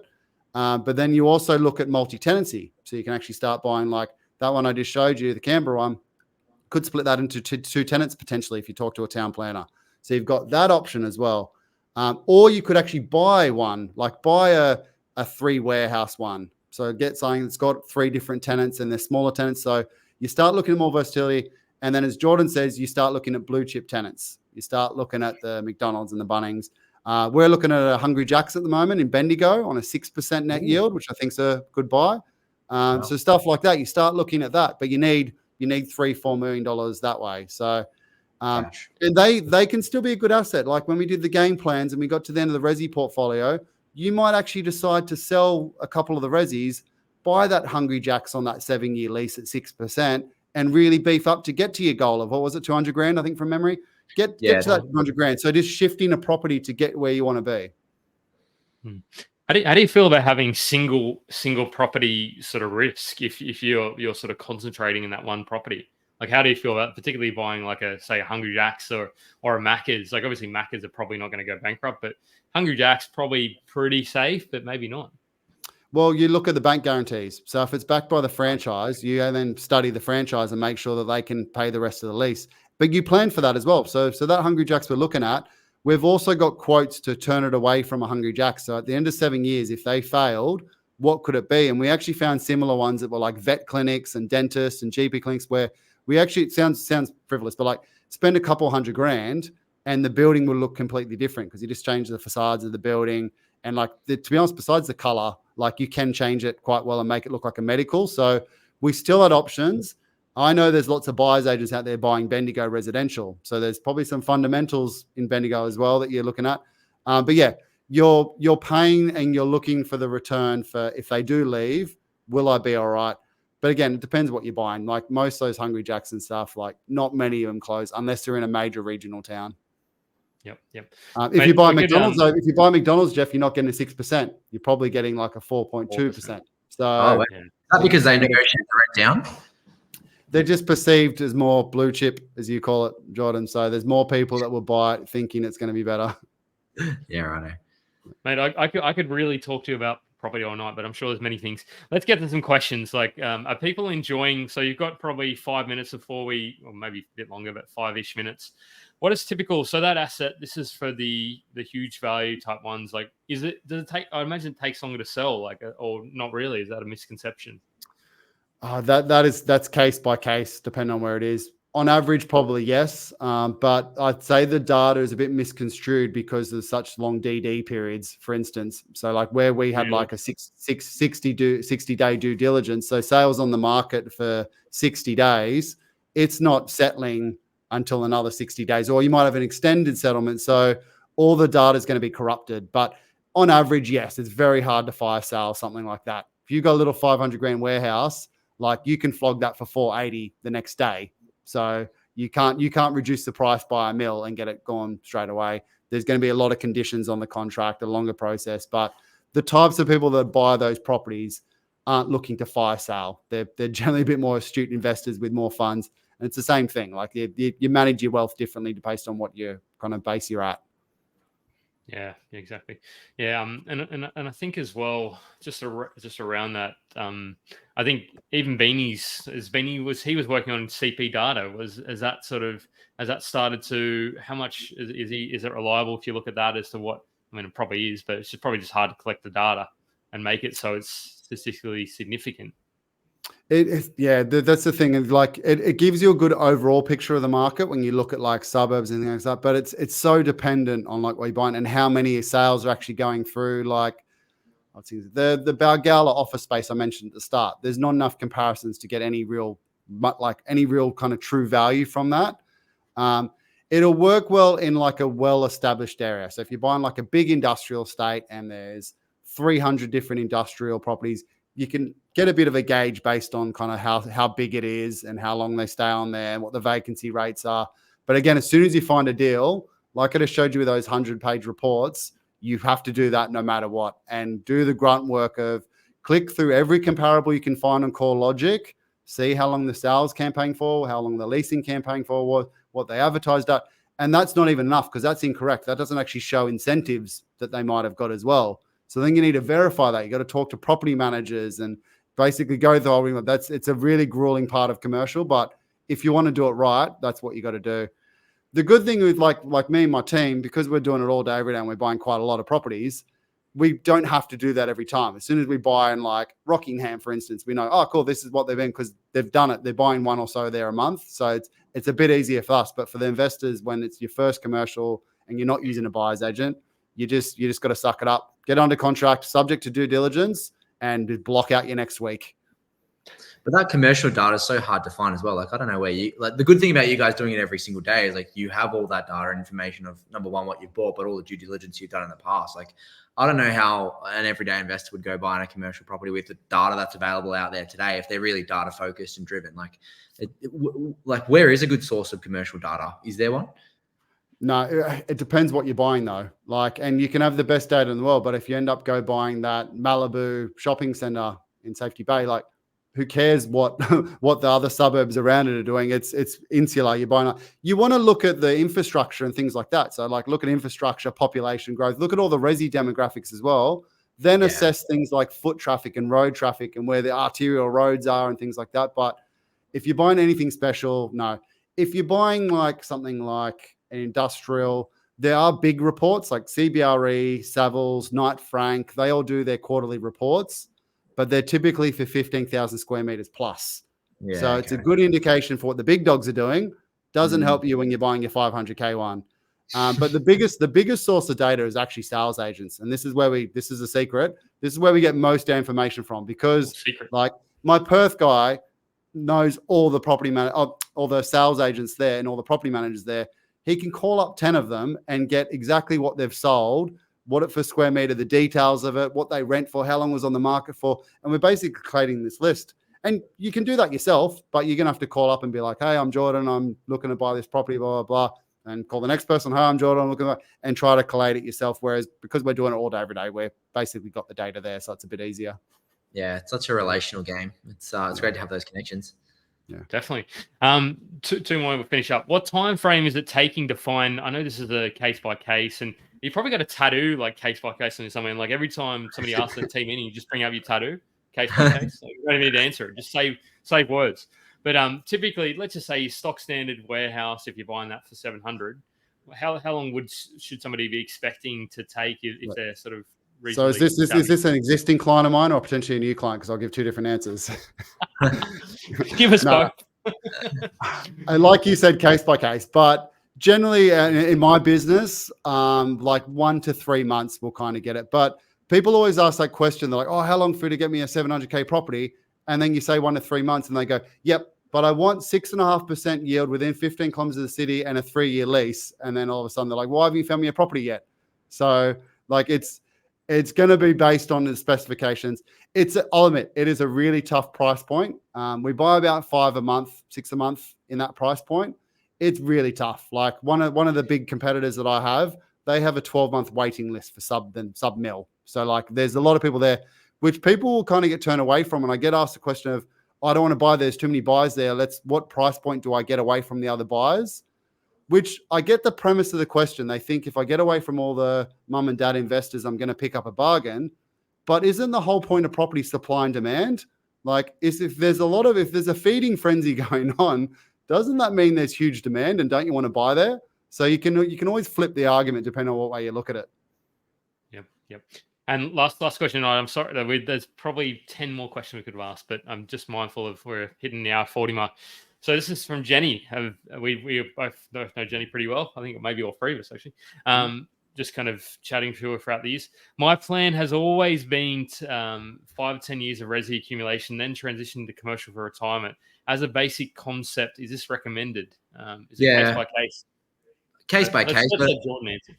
But a typical portfolio would be you'd max out in the residential space. So that might be 5 years, might be 10 years, but whatever your borrowing capacity is within the residential space, it's where you cap out at, and then you transition into commercial for that higher cash flow, plus the lease stock loans that Steve was mentioning before, which can help you continue to build out the portfolio. But yeah, spot on. Basically what you did for plan number 1 for the resi, and then when you get to the cap out point, shift in the commercial one and then go from there. That's where most people's circumstances lie. Like they're accumulating. There's exceptions. Like I've had a client recently that's got a large inheritance. So that kind of turned that on its head. Okay, we've got the capital now. So it's no longer a leveraging game. It's a cool. What are we actually trying to achieve game? So, but again, 90% of people, build the base portfolio out, maximize leverage while you can, and then shift into commercial after that. But again, there's still exit strategies. You can stay in residential if you can, and then do a sell down strategy. So sell half the portfolio and shift it into commercial. And there's Actually, with one of the other lives we did with Jordan, where we went through the 7 different exit strategies. So you've got all those as well. Yeah. Mate, it's been as Joe said, it's been a fantastic session. I think there's been a lot of coverage of different topics. For me, the most exciting part was seeing the difference and the versatility of a property. Like we are Oz property investors, of course. So, but I want to sort of, like for both of you, like what's the best way if somebody wants to get more of, as Joe says, either Steve or Jordan in their lives? How do we sort of do that? Like, you're probably out on the waves, so probably need to go take up surfing for Jordan. But what's the best way to find more of you, Jordan? And anyone can feel free to add me on Facebook. I'm pretty active there, especially in Ozprop. Shoot me an email, jordan@gameplans.com.au. Pretty active on all the socials, so I'm sure you'll be able to find or follow me somewhere. But yeah, feel free to reach out. Sign up to Homefront. I think Homefront. I think I've got to sign up for it. Sorry. If you want some daily property updates at 7 a.m. every morning, homefront.today. It'll keep you updated. Is it true you use AI for that, Jordan? It is very true that I use AI for that. It's very hands off. Yeah, no. But it's still great. It's like I think it's the thing that everybody's kind of looking for, that new sort of that update, that quick update to sort of understand, rather than looking at the news.com, which I don't know, it's not going to make you much smarter. It's just going to something that's going to make you more savvy. So Palise, people probably should know where to find you, but what's the best way to get more of Steve Palise in their lives apart from buy one of your umbrellas that you've branded as a Palise umbrella? Same as Jordan. I'm a social media lover, so just type my name in on socials and I'll pop up somewhere. Shoot me an email at steve@paliseproperty.com. Yeah. People are saying, I'll post Steve's number. Oh, geez. That's a bit scary. So people are saying, as always, a pleasure to spend our Wednesday nights. Love Homefront emails as well. Awesome show, all class. The funny thing is, Jeff, my number is readily available online. Like, I'm not one of those buyers agents that you can't talk to. Website. I talk to everyone. So as long as you've got a genuine interest, happy to have a chat. And a huge shout out to Jordan for jumping on. It's always cheers, like every time I sort of speak to you, I feel much happier. I'm a pretty happy bloke anyway, and I also feel very much more knowledgeable. So good on you for jumping on. And Palise, you have a safe and happy and healthy trip to Japan, and we'll catch up. And yeah, as Joe says, let's go and buy a property, everyone. Great session. Let's go buy a commercial property, everyone.